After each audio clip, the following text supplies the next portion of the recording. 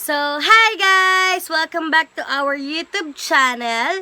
So, ngayong araw na to is ipe-play lang natin guys yung mga clips nung video nung gin-room namin si Sassy. Actually guys, siguro first or second week pa siya ng March na film.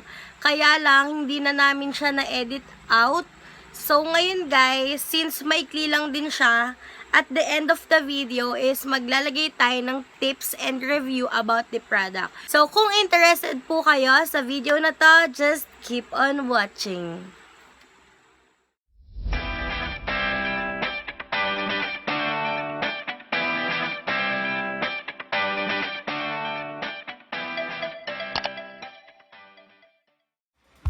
So, guys, ayan siya. Pag inopen mo, ito yung mga kasama niya sa loob.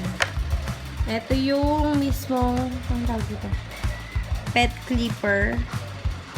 Tapos, ang mga kasama niya is itong brush para dun sa ano.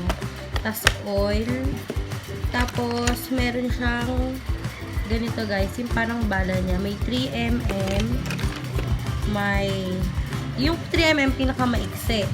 May 12mm. Tapos, may 9mm and then may 6mm guys. So, may charger din siya. Which is rechargeable kasi yun guys. Tapos, eto pala guys, meron siya guys, number 2. Yun yung, Dos. ano ba? Dos. Tapos, pwede nyo pa siya gawing 1. I-flip mo nyo lang to guys. Tapos, hindi kayo mag-worry kasi hindi siya sobrang pakinggan nyo guys. Ganyan. Ewan ko kung naririnig mo. Para lang siyang vibration talaga, guys. So, ayun. Ayusin na muna namin to. And then, mag-start na kami. Tapos, guys, tatanggalin muna natin tong blade para lagyan natin ng oil. Kasi, sabi dun sa manual, dapat lalagyan mo na siya ng oil before or after use. So, yun. Pupush nyo lang siya. Ganon. Tumalsik. Tumalsik na. Tapos, sabi dito, ito yung mga points na lalagyan mo. May tulong din pala yung manual. And guys, yung mga red dots, yan yung lalagyan mo din. May oil natin. Ito. Bale. Yan. Ito siya. 5 dots. 3 sa taas. Pakita mo sa kanila. Parang ilan yun ba? So, ayan. 3 dots. 3 dito. 3. Tapos dito isa. Tapos, saan ba yun? Dito siya. Dito, sa may bakal na 2 yun. Ay, sarado pa.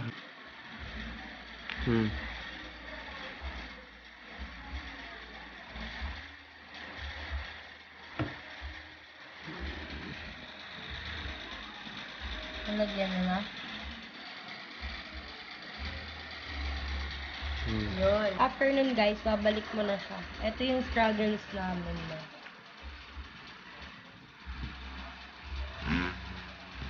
Yan guys, kailangan i-open mo siya pag babalik mo. Yun, okay na yan. So, magsaset na namin and bubukita na namin ng aming habibi. Ite-tres muna namin. Yan, ano? Tres. Yan, tres muna guys. Kasi, medyo dikit-dikit na yung buka na yun. Kung hindi ka kayanin, idodos na namin siya later. So, bye-bye, Chachi! Bye-bye! Before... Sassy, come! Lagi ba? Sassy! Hachi! So, guys, ayan. Hindi ko muna tinanggal yung diaper niya para... Kasi may regla siya eh. Dito muna sa likod niya.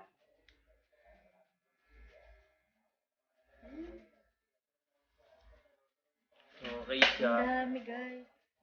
Okay siya kasi na-try ko na siya, guys, nung pagka-deliver sa amin. Kaya nandahan kasi pag may part na hole, masakit. Daddy! Slow eh. Ganito kasi dapat yung pababa. Hindi, pag pababa kasi yan. Tignan mo, oh.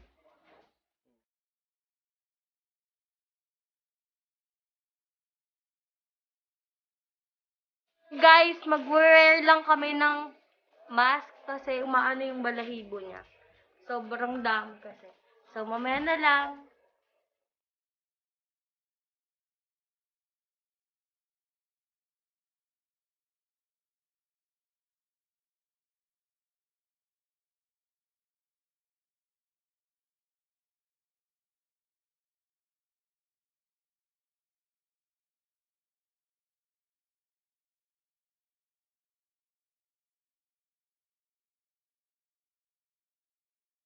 So guys, nilipat namin dyan si Sassy para hindi siya mag-arot.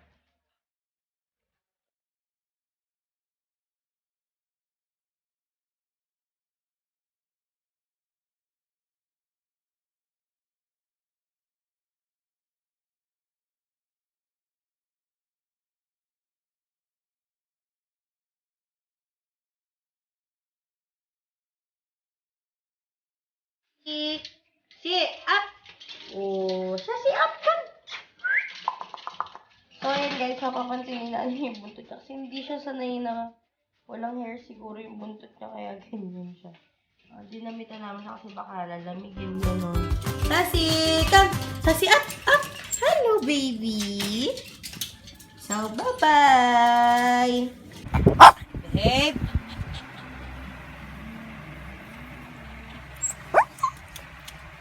And guys, ayun pala yung paa niya. Hindi pa okay kasi ayaw na makapagupit. Pero okay. Bye!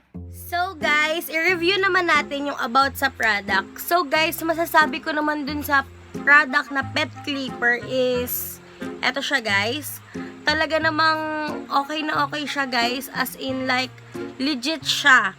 Madali siyang gamitin kung hindi makulit yung dogs nyo guys. Kasi si Sassy is super kulit niya guys. Hindi siya tulad ng ibang dogs na tahimik lang pag gino-groom, ganon.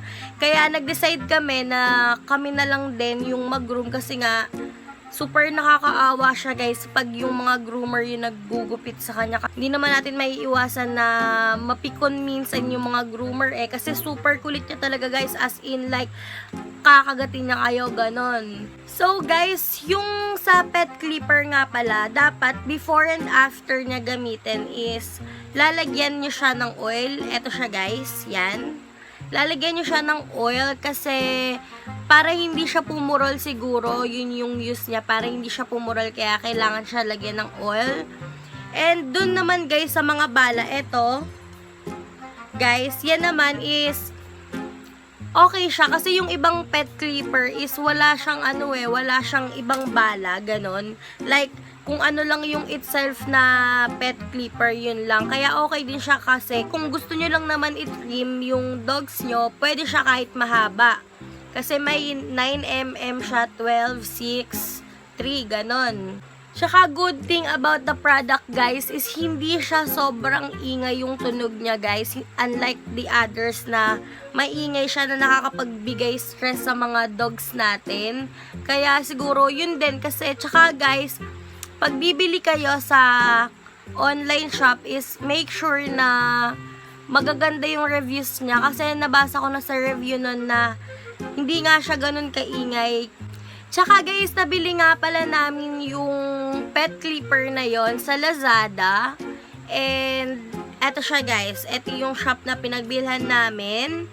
And yung price niya is 570 ata siya. Pero eto, lalagyan natin dyan yung price niya. Kasi hindi ko na rin matandaan Kaya kami bumili guys ng pet clipper unang-una para makatipid. Tsaka convenient siya, mas convenient siya. Tsaka kawawa kasi si Sassy pag sa grooming talaga siya kasi super kulit niya. Minsan naubusan na rin ng pasensya yung mga groomers. So guys, yung experience naman namin is struggle talaga siya guys. Kasi nakita nyo naman sa video na sobrang kulit talaga ni Sassy. Like, hindi, yung lalo na guys yung sa, may part ng face niya. Dun kami nahirapan kasi talagang pumipigla siyang ganun Tsaka, hindi na namin siya na video kasi super nahirapan na kami. So guys, tips naman, pag i-groom nyo yung mga dogs nyo, dapat is nasa surface siya na mataas, yung hindi siya makakagalaw ng free siya, ganon.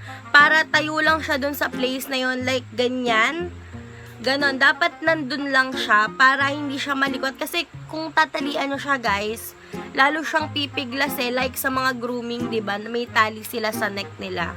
Next guys is magsuot kayo ng mask. Simula pa lang guys, magsuot na kayo ng mask. Kasi ako na nagsasabi sa inyo, pag kayo nag-groom, dapat may mask. Kasi nga, pag ginupit nyo na siya guys, mapupag napunta siya sa mukha nyo, sa bibig nyo, ganon. Sobrang nakakairita. Like, hindi kayo matatapos. Kaya kami natagalan guys, kasi nga, pumupunta siya sa mukha ko, ganon. Kahit nagmask na ako, syempre, nung umpisa pa lang, may dumidikit na sa mukha ko, sa bibig ko, ganyan. Sobrang nakakairita siya guys. Kaya magmask kayo simula pa lang. Kailangan nyo ng patience. Patience talaga ang kailangan dito guys. Kasi, kung hindi naman makulit yung dogs nyo, well, madali lang talaga. Pero, sa case namin, na sobrang kulit niya nga, yun. Kailangan nyo talaga ng patience. Kasi talagang, guys, sa paa niya, hindi na namin nagupit ng ayos. Kasi, wala ayaw niya talagang ginaganon niya yung paa niya. Kaya, hinayaan na lang namin na medyo mahaba pa yung sa paa niyang part. Pero, yung sa mukha naman is, nagupitan naman ng ayos ni Sam. Kasi, yon, talagang pinagtyagaan niya kasi ang pangit naman kung ititira nyo yung sa mukha. Next tip guys, dapat maaga kayo nagsimula, ganon. Hindi nyo pa liliguan yung dogs nyo. Bago siya maligo, dapat gupitan nyo muna siya kasi ang ginawa namin is bago siya maligo, niliguan na siya ni mami kasi nga akala namin may on hit siya, naka-hit siya, pero hindi pala guys. Kasi kaya namin siya ginupitan kasi sabi ng mami ko, hit siya ngayon. Kumbaga may menstruation siya. Kaya lang, false alarm pala. So, guys, after 1 month, eto na yung buhok niya, guys. Tignan niyo, guys. Medyo mahaba na yung buhok niya. Kasi, guys, nung bagong gupit siya is talagang, dikit sa balat. Like, uno talaga yung pinagupit namin sa kanya, yan. Because, tsaka guys, sabi ko sa inyo, yung sa paa niya, ayan, yan yung unang humaba sa kanya kasi nga hindi na ayos yung gupit sa paa niya. Next tip is, dapat guys, kung yung, yung buhol-buhol niya guys, sa buhok niya is dikit na sa balat niya, dapat, yung pinakagamitin nyo is yung pinakasagad sa balat. Kasi kung ipipilit nyo siya na, kunyari, number 6 or number 3, hindi kakagatin guys, and masasaktan sila. Kaya dapat, ang gawin nyo, wag na kayong magkeme-keme na maikli. Kasi okay lang din naman kasi summer na rin ngayon. Nataon din na summer, kaya okay lang din na kinalbo siya. Tsaka mabilis naman tumubo guys yung buhok nila tignan nyo. So ngayong guys, summer, nire-recommend ng nakakarami na every 2 to 3 days, liguan sila kasi nga super init ngayon, baka ma-heat stroke din sila. And kung tanghali guys is bigyan nyo sila ng cold water para man lang maibsan yung init nila. Kasi guys, etong mga Shih Tzu and yung dogs natin is maiinit sobra yung katawan nila. Kaya paano pa pag super init, 'di ba? Syempre, mas makapal yung balahibo nila sa atin. Kaya yun. Pero hindi naman siya sanay sa aircon, electric fan kasi sanay siya sa init guys. Pero pinapainom namin siya ng cold water. Share ko lang sa inyo kung gaano siya kaarte. Ganyan siya guys. Kita niyo? Diba napaka-arte niya guys? Ganyan po kaarte ang aming baby. Ganyan siya guys. Tas mostly is umiiyak siya. Hindi ko alam magaling siya magpa-arte sa amin. Ganon. Guys, mahilig siyang umarte. Super arte niya. Ganyan siya guys. Tas minsan iiyakan niya kami. Ganon. Kaya dalang-dala si na mami and kids yan. Ganyan gusto niya parang baby. Parang baby pa, baby yan Kita nyo guys kung gaano ka-arte yan. Kita nyo yan kung gaano ka-arte yan. Kita nyo kung gaano ka-arte yung baby na yan. Babay na tayo, Sassy. Babay na tayo. So guys, thank you for watching. Hope you like it. Kung gusto nyo pa ng more videos about dogs, about sa Shih Tzu ko, comment down below guys. And marami pa akong masashare sa inyo about dogs. So, thank you for watching. See you next time. Bye!